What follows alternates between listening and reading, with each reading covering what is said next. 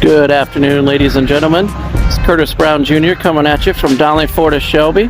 I have here a 2016 GMC Terrain Denali edition. It's got the 2.4 liter four-cylinder. This thing gets 20 miles to the gallon in the city, 29 miles to the gallon on the highway. Features the all-wheel drive. Old man winter's knocking on the door. It's definitely something you would need. Let's take a look on the inside. Now that we're here on the inside, you can see it's equipped with cruise control, lane departure, collision alert. Even can show you here that we have the backup camera. It's got the heated seats. As we take a look at the back, you can see it's very spacious, plenty of leg room.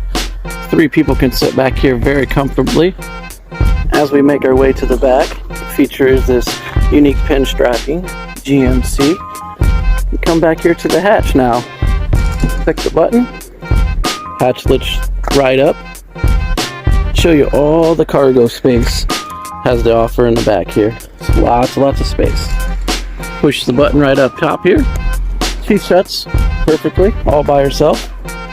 So if you have any questions about this 2016 GMC Denali, come see me, Curtis Brown Jr. at Denali Ford, extension 4014.